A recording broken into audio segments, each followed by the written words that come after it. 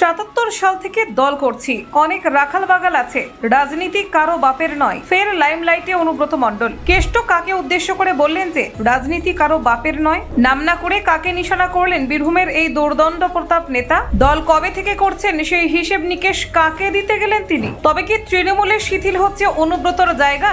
দেখুন, 1977 সাল থেকে রাজনৈতিক দলের সঙ্গে যুক্ত তিনি। একমাত্র লক্ষ্য ছিল সিপিএমকে রাজ্যের কুর্সি থেকে সরানো। সেই কাজ করে দেখিয়েছেন। বুধবার এমনটাই দাবি করলেন বীরভূমের তৃণমূল নেতা অনুব্রত মণ্ডল। সেই সঙ্গে জানালেন, রাজনীতিতে এখন অনেক রাখাল বাগাল এসেছেন, তারা অনেক কথা বলছেন, কিন্তু রাজনীতিতে সকলেরই সমান অধিকার রয়েছে, তাই কারো কথায় কিছু যায় আসে না। অনুব্রত কারো নাম করেননি, কিন্তু অনেকেই মনে করছেন তার নিশানায় ছিলেন দলের কোর কমিটির অন্যতম সদস্য কাজল শেখ। এই দিন মাধ্যমিক উচ্চ মাধ্যমিক মাদ্রাসায় কৃতি ছাত্রছাত্রীদের সংবর্ধনার আয়োজন করেছিল বীরভূম শিক্ষা সেল। সেখানে অনুব্রত ছাড়া উপস্থিত ছিলেন রাজ্যের শিক্ষামন্ত্রী ব্রাত্য বসু, কৃষি বিপণন মন্ত্রী চন্দ্রনাথ সিংহ প্রমুখ। গত 3 দিন ধরে বীরভূমের 3 মহকুমায় মহামিছিল করেছে তৃণমূল। অনুব্রত এই মিছিলের ডাক দিলেও পরে কোর কমিটি জানায় দলগতভাবে এই কর্মসূচির সিদ্ধান্ত নেওয়া হয়েছে এবং অনুব্রতের সিদ্ধান্তে মান্যতা দেওয়া হয়েছে। অনুব্রত এই প্রসঙ্গে বোলপুরের গীতাঞ্জলি প্রেক্ষাগৃহ থেকে বলেন, আমার তো কিছু বলার নেই, দলের কর্মীরা চাঙ্গা রয়েছে, বাসী হয়ে গিয়েছিল, আবার নতুন উদ্যমে কাজ শুরু হয়ে গিয়েছে। রাজনীতির সঙ্গে দীর্ঘদিনের সম্পর্কের প্রসঙ্গ উঠলে অনুব্রত বলেন, আমি 77 সাল থেকে দল করছি, গায়ে বাছুরে অনেক ভোট করিয়েছি। 77 সাল থেকে গায়ে বাছুরে ভোট মানে বুঝে নিন। আমার প্রতিজ্ঞা ছিল সিপিএমকে তাড়িয়েছি, তখন আমার সঙ্গে কেউ ছিল না।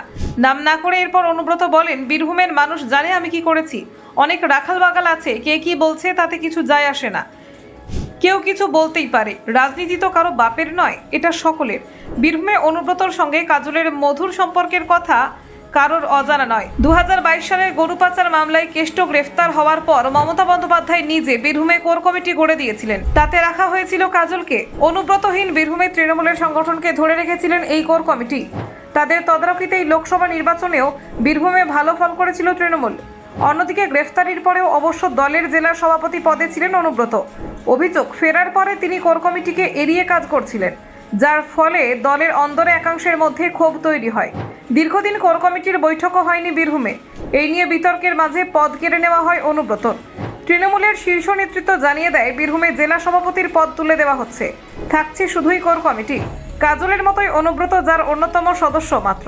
এরপর কোর কমিটি যে বৈঠক ডাকা হয়েছিল, অনুব্রত সেখানে ছিলেন। সূত্রের খবর, বৈঠক চলাকালীন দলনেত্রীর সঙ্গে তার ফোনেও কথা হয়। বীরভূম তৃণমূলের পক্ষ থেকে বারবার দাবি করা হচ্ছে, দলের অন্দরে আর কোনো বিভাজন নেই, কোর কমিটির নেতৃত্বে কাজ এগোচ্ছে সুষ্ঠুভাবে। কিন্তু বিতর্ক আবার উস্কে দিল অনুব্রতর মন্তব্য। Bureau report, news prime Times.